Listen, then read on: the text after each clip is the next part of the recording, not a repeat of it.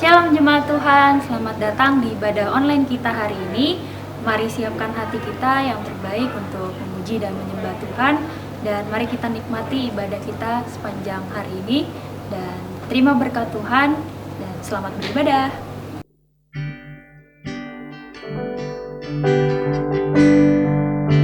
Mari saudara kita satukan hati, naikkan pujian dan penyembahan kita kepada Allah kita yang besar.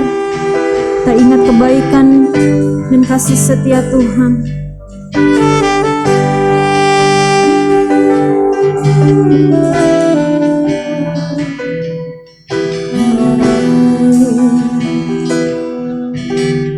Kemanakah aku dapat pergi menjauhi rohmu yang suci, kau sahabat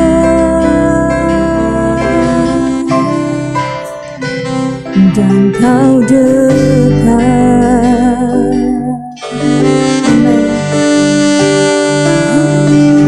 Bahkan seluruh pengabdianku tak bisa membalas kesetiaanmu, sungguh mulia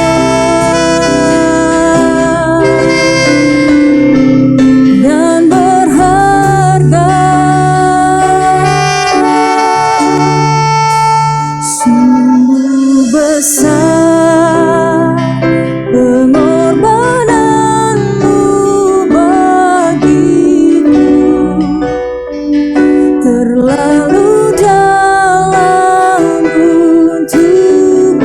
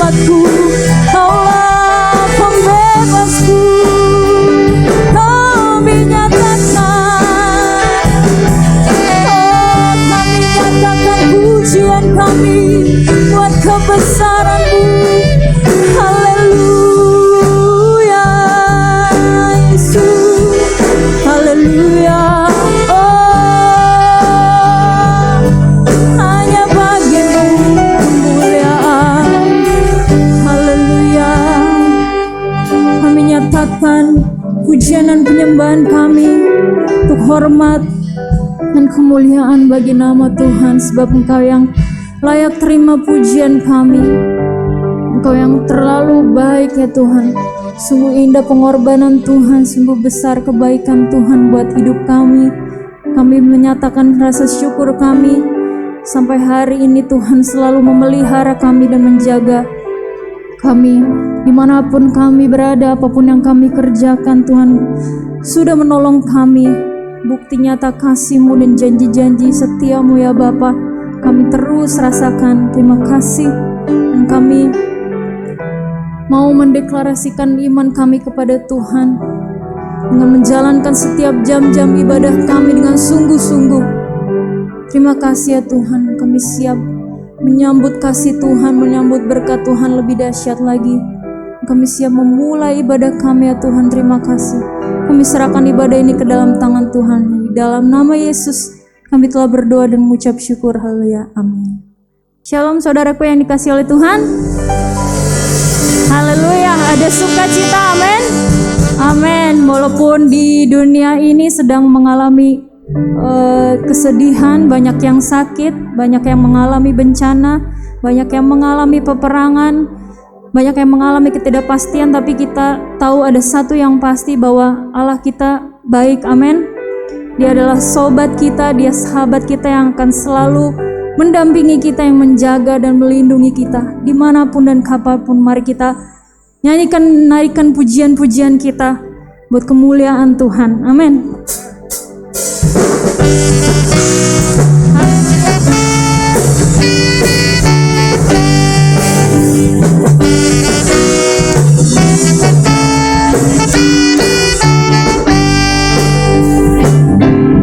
Allah itu baik, sungguh baik bagiku. Ditunjukkan Dia kasih setianya. Amen. Dia menyediakan yang ku perlukan, menyatakan kebaikan, menyatakan kebaikan, menyatakan kebaikan padaku. Kasih setianya, kasih setianya tak pernah berubah, dulu, sekarang, dan selamanya. Ajaiblah kuasa di dalam namanya. Yesusku luar biasa. Haleluya. Allah kita luar biasa. Allah itu baik, sungguh baik bagiku. Ditunjukkan Dia kasih setianya. Dia menyediakan yang ku perlukan, menyatakan kebaikan, menyatakan kebaikan, menyatakan kebaikan padaku. Haleluya. Oh kasih setianya tak pernah berubah, dulu, sekarang, dan selamanya. Ajaib kuasa di dalam namanya. Yesusku luar biasa. Katakan kasih setianya, kasih setianya tak pernah berubah, dulu, sekarang, dan selamanya. Ajaiblah kuasa di dalam namanya. Yesusku luar biasa. Katakan Yesusku luar biasa. Yesusku luar biasa. Yesusku luar biasa. Ya satu sobatku yang setia. Amen. Oh tak pernah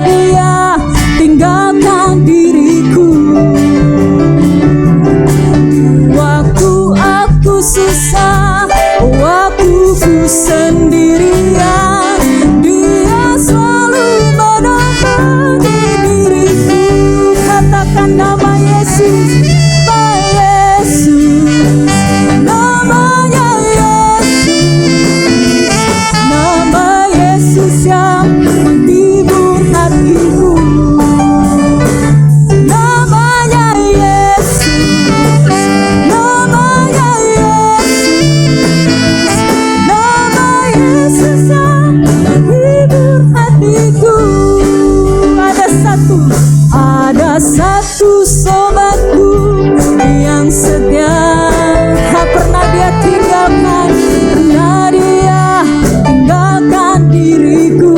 Amin. Waktu aku susah, waktu ku sendirian, dia selalu menemani diriku.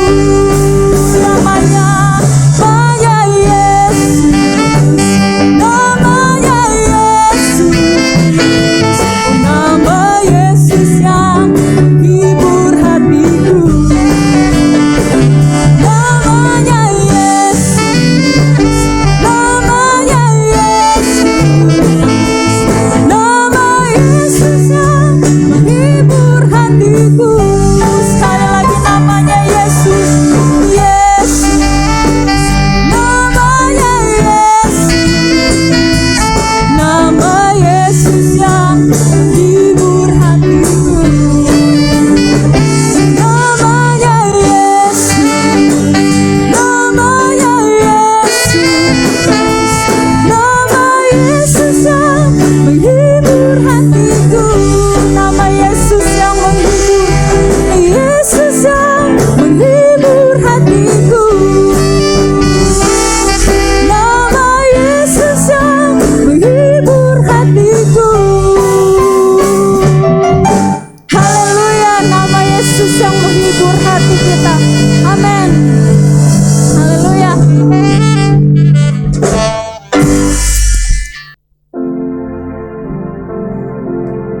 Mari kita masuk ke dalam hadirat Tuhan lebih dalam lagi.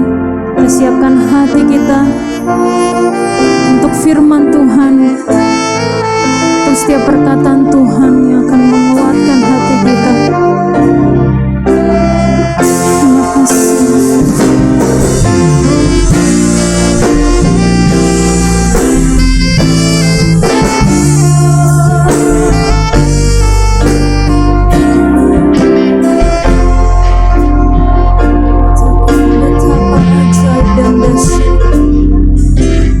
Betapa ajaib dan dahsyatnya Tuhan kejadianku.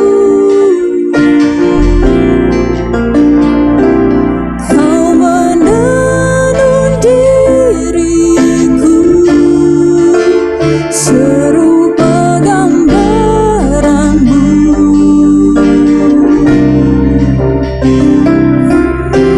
Sungguh berharga di matamu Tuhan.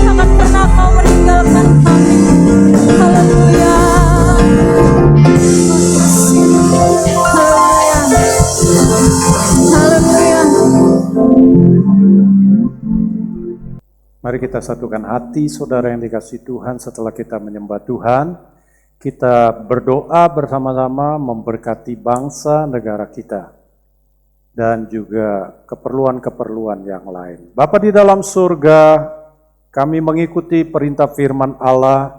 Kami perlu datang dengan kesepakatan hati, berdoa kepada Allah, menaikkan permohonan kami, karena bila 2-3 orang bersepakat meminta apapun juga kepadamu, maka Engkau mengabulkannya dari surga. Dan inilah keberanian percaya kami meminta campur tangan Allah turun kepada bangsa-bangsa di dunia, kepada para pemimpin negara yang ada di dunia ini, supaya mereka diberi hikmat oleh Allah di dalam menangani pandemi yang ada, supaya bangsa-bangsa boleh kuat di dalam menghadapi pandemi ini, dan kesehatan masyarakat menjadi pulih. Mereka yang sakit telah menjadi sembuh di dalam nama Yesus, dan segala vaksin boleh tersedia demi terciptanya herd immunity yang ada di dunia ini. Dan khususnya di Indonesia, Engkau membela Bapak Presiden Jokowi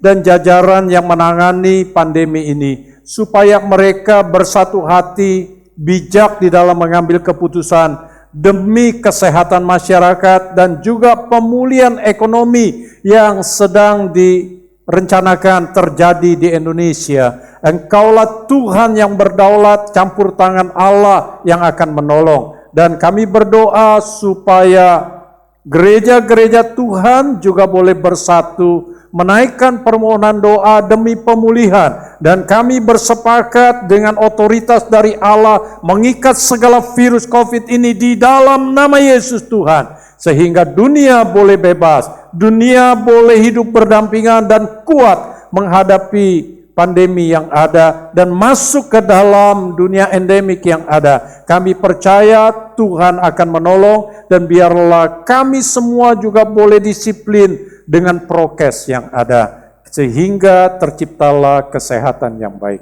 Inilah yang menjadi doa kami, dan kami siap diberkati dengan firman Allah. Berbicaralah kepada kami melalui hamba-Mu yang terbatas. Urapilah hamba-Mu ya Tuhan, agar supaya firman yang disampaikan itu menjadi rema bagi setiap kami. Dan firman itu adalah jawaban yang dari Allah buat kebutuhan kerajaan Allah, buat kebutuhan umat Tuhan di gereja-Mu. Terima kasih Bapa, berbicaralah karena kami siap diberkati dan melakukan firman Allah. Haleluya, amin. Saudara yang dikasihi Tuhan, bulan ini, bulan Agustus, Indonesia merayakan kemerdekaan. Maka tema kita dari awal sampai kepada minggu ini adalah dengan judul menang. Dan sekarang minggu ini berbicara mengenai menang dari rasa bersalah. Siapa di antara saudara yang ada pada saat ini yang tidak pernah merasa bersalah? Saudara yang dikasihi Tuhan, setiap orang, kalau kita mau jujur, kita bisa berkata, kita pernah mengalami yang namanya melakukan kesalahan dan kita merasa bersalah. Saudara yang dikasihi Tuhan, iblis berusaha untuk menjauhi diri kita dari Tuhan atau menjauhkan kita dari Tuhan dan firman-Nya. Dan kita tahu, saudara yang dikasihi Tuhan, ketika kita menjauhi Allah, maka kita menjadi orang yang berdosa dan jauh daripada hidup kekekalan. Dan kita menyadari bahwa kita hidup di dalam kedagingan, dan di dalam kedagingan kita bisa berbuat dosa. Kita bisa berbuat kesalahan. Dan saudara yang dikasihi Tuhan, kita bisa menjadi orang yang kesal, menjadi orang yang punya marah. Pada akhirnya saudara yang dikasihi Tuhan, ketika kita melontarkan kekesalan dan amarah itu tanpa kontrol yang baik, kita menjadi orang yang kemudian hari menjadi rasa bersalah. Bapak Ibu yang dikasihi Tuhan, rasa bersalah yang ada pada kita itu dapat terjadi di dalam kehidupan kita sehari-hari. Rasa bersalah itu terjadi karena apa? Karena saudara dan saya tidak melakukan sesuatu yang seharusnya, atau kita mengalami yang namanya kegagalan untuk mencapai standar-standar tertentu, standar perilaku, ataupun aturan-aturan etika yang terjadi di dalam masyarakat yang telah juga mungkin kita tetapkan sendiri. Sehingga ketika kita melanggar, kita gagal memenuhinya, kita merasa bersalah. Saudara yang dikasihi Tuhan, beberapa contoh saya ingin kemukakan pada saudara.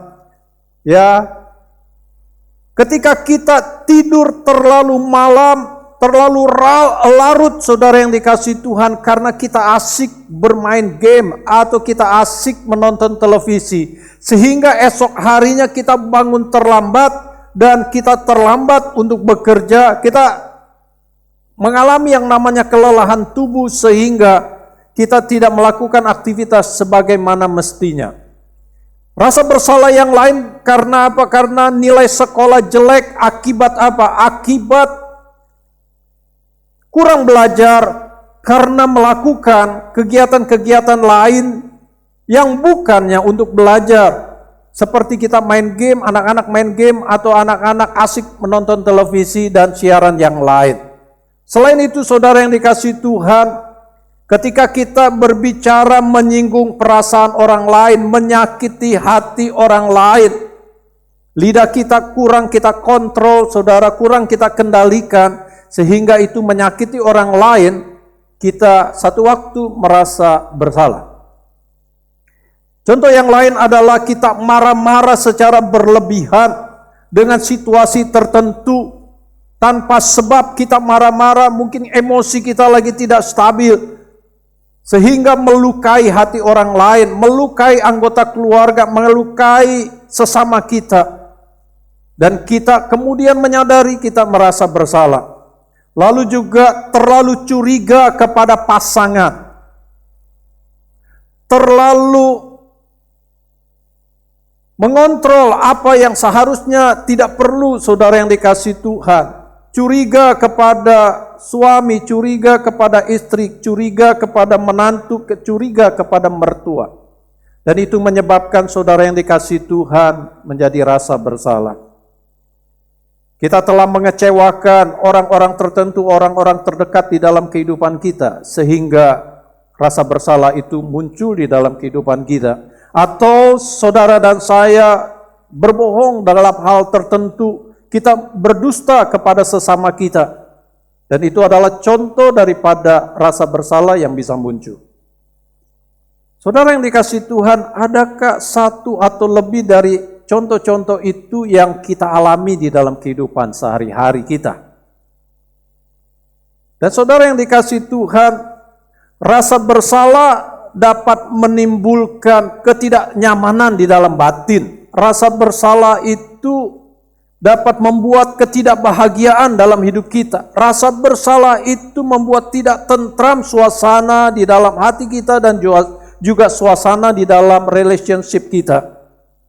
Tidak ada damai di dalam kehidupan yang kita jalankan hari demi hari.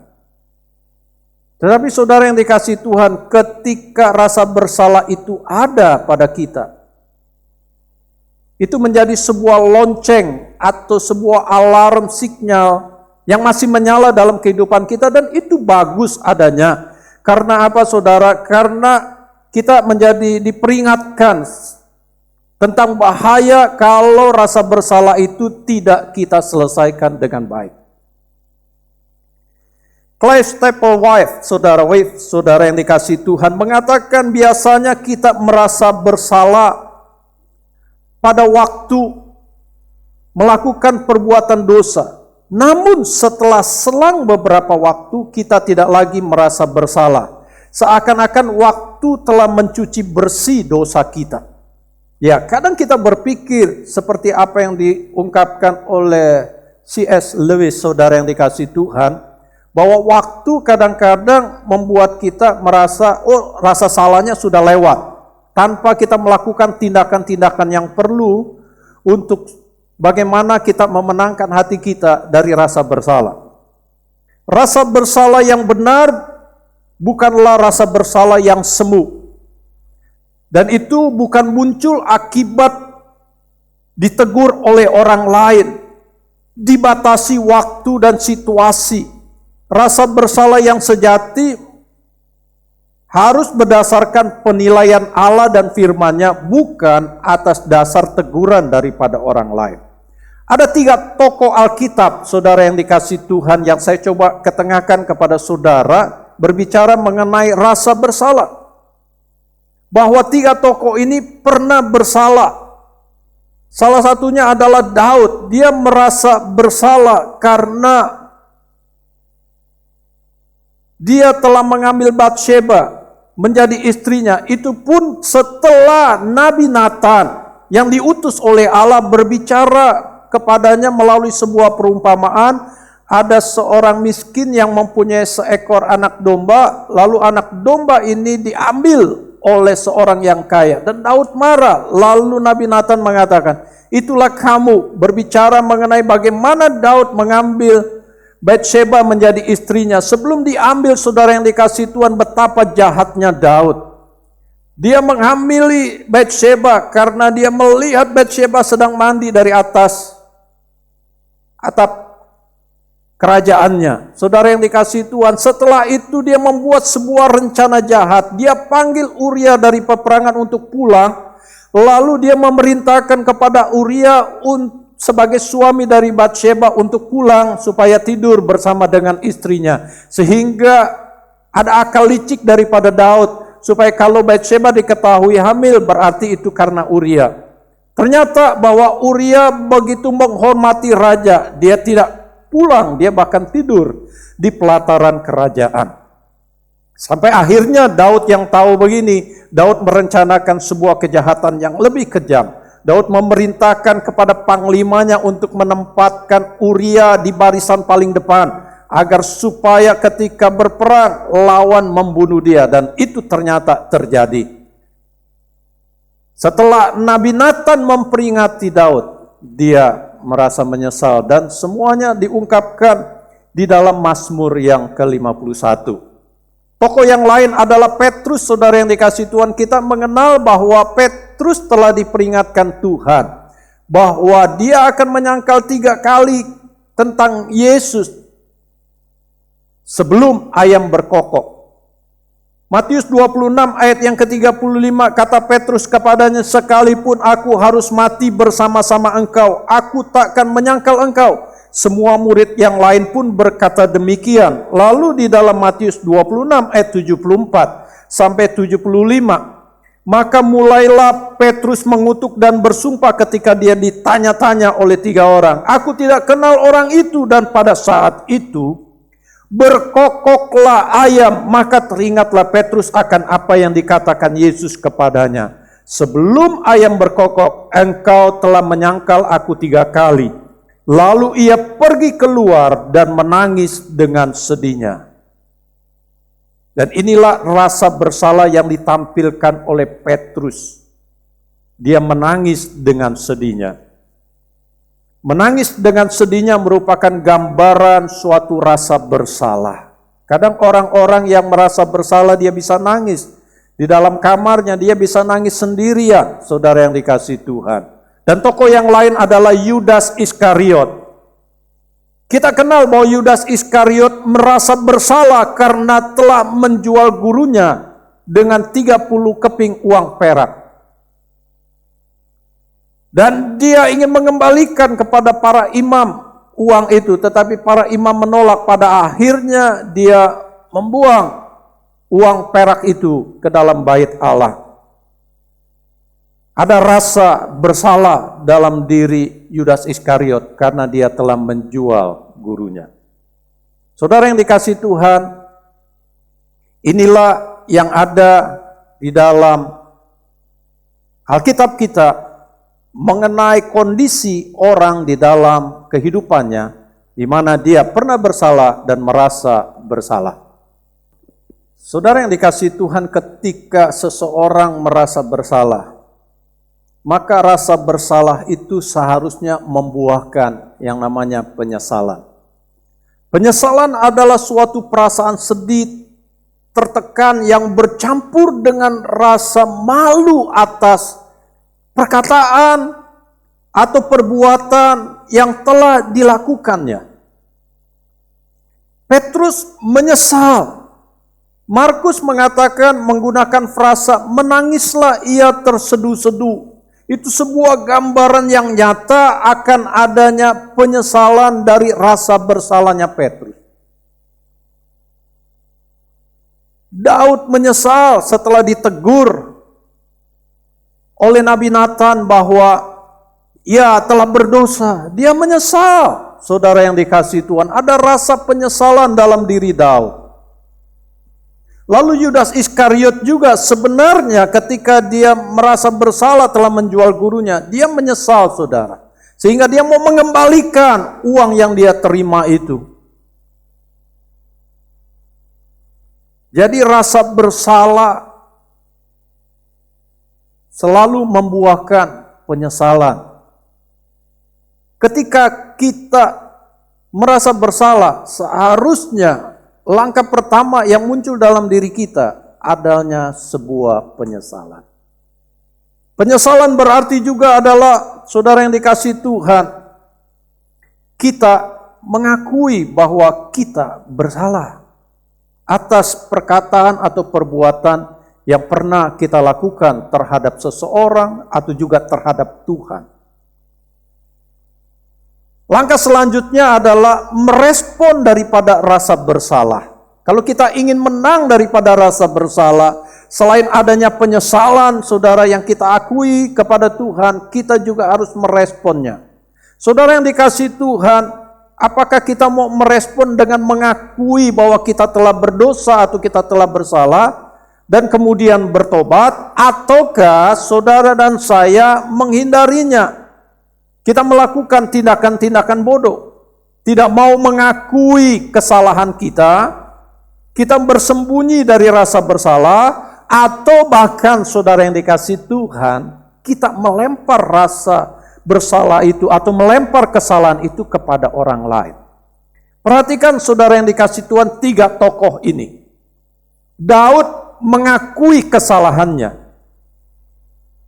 lalu dia bertobat. Mazmur 51 ayat yang kelima mengatakan, sebab aku sendiri sadar akan pelanggaranku, aku senantiasa bergumul dengan dosaku. Daud sadar, dia menyesal, lalu dia mengakui, saudara yang dikasihi Tuhan, bahwa setiap hari dengan dosa itu dia bergumul, saudara.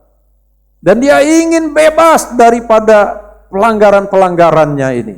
Ingin bebas dari rasa bersalahnya. Dia merespon dengan benar ketika muncul rasa bersalah. Ada lonceng, alarm yang berbunyi di dalam dirinya. Demikian juga dengan Petrus, saudara yang dikasihi Tuhan. Dia merespon dengan benar ketika dia sadar bahwa dia telah menyangkal Yesus 3 kali sebelum ayam berkokok. Setelah itu, saudara, ketika Yesus sudah disalibkan, Petrus tidak pergi menyendiri. Dia tidak meninggalkan Tuhannya. Dia tetap bersekutu bersama-sama dengan saudara seiman. Dia bertekun di dalam dosa, dan saya percaya ada penyesalan ketika dia nangis terseduh-seduh. Lalu dia respon dengan tindakan yang nyata. Dia bertobat, dia tidak meninggalkan Tuhan. Dia ada tetap di dalam persekutuan dengan saudara-saudaranya, dengan murid-murid yang lain. Seperti yang tercatat dalam Markus 16, ayat yang ke-7 sampai yang ke-8. Tetapi sekarang pergilah, katakanlah kepada murid-muridnya dan kepada Petrus. Perintah ini diberikan oleh Yesus melalui malaikat kepada Maria dan Salome, saudara yang dikasihi Tuhan, untuk menyampaikan kepada murid-murid yang lain yang sedang berkumpul. Lalu di dalam Lukas pasal 24 ayat yang ke-12 dikatakan, sungguh pun demikian, Petrus bangun lalu cepat-cepat pergi ke kubur itu. Ada respon yang kuat dari rasa bersalah yang pernah ada di dalam kehidupannya. Dia bangkit, dia pergi, saudara yang dikasihi Tuhan, untuk melihat gurunya. Artinya dia tidak tinggalkan Tuhannya, dia tetap cinta kepada gurunya. Memang Petrus adalah orang yang sangat berapi-api.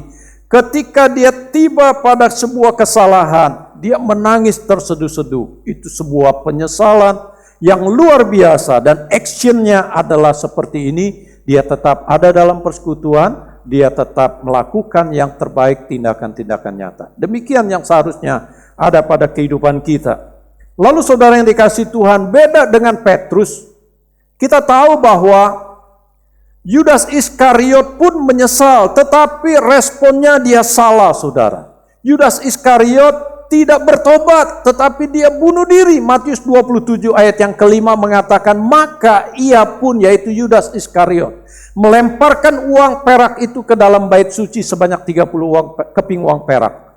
Lalu dia pergi dari situ dan menggantung diri. Perhatikan saudara, ini adalah sebuah respon yang keliru dari rasa bersalah yang ada pada diri Yudas Iskariot.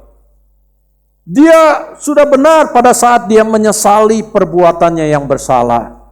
Tetapi langkah selanjutnya itu adalah langkah yang fatal. Beberapa orang mungkin ketika dia merasa bersalah, ada yang menghukum dirinya dengan menyembunyikan dirinya di dalam kamar-kamarnya, saudara. Tidak mau ketemu dengan orang lain. Bahkan dia mengasingkan diri jauh dari persekutuan dengan saudara seiman. Dia menghindari Tuhan karena dia merasa bersalah, saudara yang dikasihi Tuhan. Firman Tuhan berkata kepada kita, orang yang menyembunyikan kesalahannya tidak mungkin berhasil. Tetapi jika ia mengakui kesalahannya dan meninggalkannya, ia akan diberi kesempatan baru. Tercatat, menurut terjemahan firman Allah yang hidup dari Amsal 28 ayat yang ke-14. Dan langkah yang terpenting terakhir, saudara yang dikasihi Tuhan, setelah ada penyesalan lalu mengakui dan merespon dengan benar, maka yang terakhir adalah alami kembali sukacita kemenangan. Mazmur 51 ayat yang ke-10 mengatakan, biarlah aku mendengar kegirangan dan sukacita, biarlah tulang yang kau remukkan bersorak-sorak kembali. Lalu ayat 14 mengatakan, bangkitkanlah kembali padaku kegirangan karena selamat yang daripadamu, dan lengkapilah aku dengan roh yang rela. Perhatikan saudara yang dikasihi Tuhan, rasa bersalah seperti yang dialami oleh Daud selalu menghilangkan sukacita dalam dirinya, selalu menghanguskan kegirangan dalam dirinya. Ada kesedihan yang luar biasa yang menekan. Itu juga kan yang kita alami ketika kita merasa bersalah. Ada tekanan-tekanan di dalam batin, di dalam jiwa kita. Kita menjadi tidak tenang, kegembiraan itu tidak nampak dari wajah kita. Sikap kita terlihat bahwa kita sedang bersedih. Nah, Bapak Ibu yang dikasihi Tuhan, jika saudara dan saya sudah melakukan langkah-langkah yang benar, setelah kita menyesal, mengakui dan bertobat, maka kita harus bersukacita karena kita sudah mengalami kemenangan. Jika kita sudah mengakui rasa bersalah kita, setiap orang bisa bersalah, lalu kita menyesalinya, dan bertobat sebagai sebuah respon yang benar, maka Bapak Ibu Saudara yang dikasihi Tuhan, jangan mau kita terus ada dalam tekanan dan rasa tertuduh yang akan menghilangkan sukacita kemenangan yang disediakan oleh Allah bagi kita yang mau keluar dari rasa bersalah. Iblis berusaha menuduh kita. Iblis kerjaannya adalah mendakwa kita siang dan malam. Jadi ketika kita dituduh bahwa kita masih berdosa, oh engkau tidak bebas dari rasa bersalah, dosamu tidak terhapuskan, nanti juga kamu berdosa lagi. Ketika itu dituduhkan kepada kita, mari saudara yang dikasihi Tuhan, kita naikkan doa. Kita berkata dengan iman kita, bahkan kita berkata juga kepada si iblis yang menuduh kita atau pikiran-pikiran yang menuduh kita. Kita mengatakan, saya telah mengakui kesalahan saya. Saya telah menyesalinya. Lalu saya sudah minta ampun kepada Tuhan. Dan saya sudah berjanji tidak akan berbuat lagi hal yang sama. Maka saya sudah terima pengampunan. Saya sudah terima kebebasan. Saya telah terima kemenangan dari Allah. Darah Yesus telah menyucikan saya. Engkau iblis tidak lagi berhak atas tuduhan-tuduhan itu bagi saya. Engkau telah dikalahkan melalui salib Tuhan. Dan inilah yang harus saudara dan saya lakukan. Betapa bahagianya jika saudara dan saya menjadi orang yang diampuni kesalahannya. Kita bebas dari rasa bersalah. Kita mengakuinya kepada Tuhan dan juga kita mengakuinya kepada orang-orang yang pernah kita berbuat salah. Kita minta ampun kepada mereka. Kalau mereka sudah meninggal, ya sudah, kita berdoa kepada Tuhan. Tuhan tahu. Dan kita harus meyakini bahwa kita telah terima pengampunan. Kita telah dibebaskan. Dan mari kita alami sukacita kemenangan karena terbebas dari rasa bersalah. Tuhan pasti memberkati kita. Amin. Tuhan pasti menolong saudara. Ketika ada rasa bersalah, ada tuduhan-tuduhan dalam diri kita, mari segera keluar dan alami kemenangan, sukacita dari Allah. Tuhan berkati kita. Amin. Bapak Ibu yang dikasihi Tuhan, mari kita akan berdoa meresponi firman Tuhan. Jika ada rasa bersalah dalam diri kita, bukalah hati saudara. Ambil waktu sejenak setelah kita mendengar firman Allah untuk kita introspeksi diri. Kita refleksi diri, introspeksi diri, lalu kita aktualisasikan kebenaran firman yang telah kita dengar. Jika ada rasa bersalah, munculkanlah penyesalan yang sejati dalam diri kita. Ini hubungan kita dengan Tuhan. Ketika ada rasa bersalah dalam diri kita, selain kita menyesal, kita mengakuinya di hadapan Allah dan kita akan ambil komitmen untuk datang kepada orang di mana kita berbuat salah dan minta maaf, minta ampun. Lalu saudara yang dikasihi Tuhan, kita berbalik dari jalan yang salah ini dan tidak mau mengulanginya, dan kita akan mengalami sukacita, kemenangan dari Allah.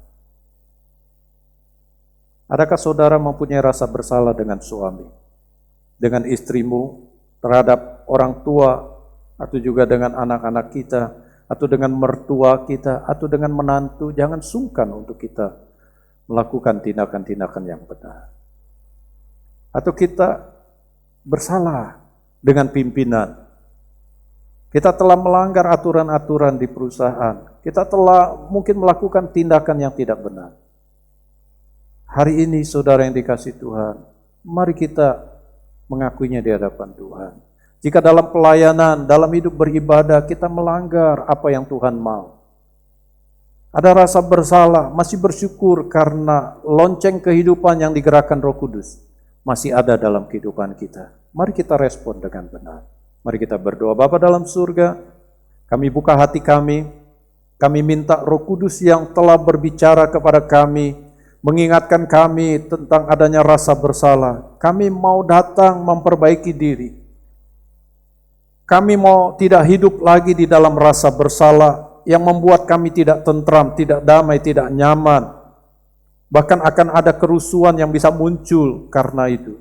Oleh karenanya kami minta Tuhan beri dorongan semangat pada kami untuk supaya kami bisa keluar. Kami mengakui rasa bersalah kami, kesalahan-kesalahan kami. Kami minta ampun kepada Allah. Dan kami percaya kalau kami mengakui dan minta ampun kepada Tuhan dan juga kepada orang-orang yang kami lukai, kami telah dibebaskan. Dan kami mau beriman, Roh Kudus memberi sukacita yang sejati di dalam hati kami. Sukacita kemenangan itu. Kami terima berkat kemampuan dari Allah untuk kami mengampuni diri kami dan juga mengampuni orang lain. Terima kasih Bapa, terima kasih Yesus. Kami tidak mau melempar kesalahan pada orang lain. Kami terima semuanya dengan syukur dan dengan perubahan-perubahan yang ada. Kami berdoa, meteraikan kebenaran firman-Mu ini. Ya Roh Kudus di dalam setiap hati kami. Karena kami mau hidup merdeka, kami mau hidup damai, kami mau hidup tentram, kami mau hidup diberkati oleh Tuhan. Di dalam nama Yesus kami berdoa. Amin. Bapak Ibu yang dikasihi Tuhan, kita telah tiba di ujung atau di akhir daripada peribadatan kita. Kita telah memuji Tuhan, mendengar firman Allah, kita telah merespon dengan doa kita. Sekarang kita perlu juga merespon kebaikan, kemurahan Allah bagaimanapun kondisi kita. Kita meresponnya dengan mengembalikan persepuluhan dari penerimaan kita. Kita memberikan persembahan-persembahan kita. Ada rekening-rekening yang ditampilkan di layar saudara. Saudara bisa manfaatkan. Dan juga kita sedang bergumul untuk memperbaiki multimedia kita. Saudara yang dikasihi Tuhan, untuk mengganti kamera yang ada dengan video. Kiranya kalau saudara digerakkan Tuhan, saudara bisa menyalurkannya di rekening misi 24431055557 rekening BCA yang ada. Tuhan akan menolong, Tuhan akan memberkati kita. Mari kita akan berdoa mengakhiri pertemuan kita pada hari ini. Bapa di dalam surga, kami mau memberikan yang terbaik kepada Allah. Diberkatilah hati kami dengan sukacita, dengan syukur, sehingga kami bisa memberi yang terbaik dari berkat yang Allah berikan. Kami tidak boleh takut, kami tidak boleh ragu ketika kami berkorban, bahwa Tuhan tidak tinggal diam, Engkau pasti akan menolong kami, mencukupi kebutuhan kami dan hidup di dalam kecukupan yang dari Allah. Kami bersyukur karena kami bisa ambil bagian dalam korban penderitaan Yesus melalui persembahan-persembahan kami. Orang-orang yang setia, orang-orang yang taat pasti diberkati Tuhan. Berbahagialah orang yang murah hatinya, karena engkau akan menerima kemurahan dari Allah. Sekarang saudara yang dikasihi Tuhan, tetaplah ada di dalam hadirat Allah sepanjang minggu ke depan yang Tuhan anugerahkan. Tubuhmu yang sakit akan disembuhkan oleh Tuhan. Kekuatanmu akan ditambahkan dan bahkan disegarkan kembali oleh Tuhan. Hikmat akal budi dipercayakan Tuhan dalam kehidupan saudara. Apa yang engkau butuhkan di dalam aktivitas hari demi hari, Tuhan percayakan kebaikannya buat saudara. Keluar masuk saudara akan dijaga, dilindungi dan diberkati oleh Tuhan. Yakinlah bahwa penjagamu tidak pernah terlelap. Dan diberkatilah rumah tangga saudara dengan damai dan kerukunan. Diberkatilah usaha pekerjaanmu dengan keberhasilan. Diberkatilah pendidikan saudara dengan keberhasilan meraih hasil yang terbaik. Diberkatilah keuangan saudara, walaupun di tengah pandemi, kita orang percaya pasti tetap diperhatikan dan ditolong oleh Tuhan. Dan sekarang bukalah hati saudara. Terimalah berkat kehadiran Allah di dalam Tuhan Yesus Kristus di dalam hati saudara. Tuhan Allah di surga melindungi dan memberkati engkau. Ia menyinari saudara dengan wajahnya dan memberikan kepada saudara kasih karunia. Ia menghadapkan wajahnya kepada saudara sekalian sebagai anak-anaknya dan memberikan damai sejahtera. Terimalah damai sejahtera dari Allah Bapa, kasih sayang Tuhan Yesus Kristus, serta penyertaan persekutuan yang manis dengan Allah Roh Kudus. Dimulai dari hari ini, sampai Tuhan Yesus datang menjemput kita sekalian. Maranatha, datanglah segera, ya Tuhanku. Kita yang percaya bersama katakan, amin. Tuhan berkati, sampai hari Minggu depan, kita bertemu kembali, ada perjamuan kudus, dan kita merencanakan untuk ibadah onsite kembali di tempat ini dengan prokes yang ada. Tuhan memberkati sekali lagi. Amin. Shalom jemaat Tuhan, terima kasih sudah mengikuti ibadah online kita hari ini. Sampai pada akhirnya, kiranya setiap firman Tuhan boleh terus meneguhkan hati kita, dan terus mengingatkan kita bahwa kuasa Tuhan ajaib dan kita selalu dilindungi dalam kesehatan dan kekuatan daripada Tuhan. Terima kasih, sampai bertemu di minggu depan.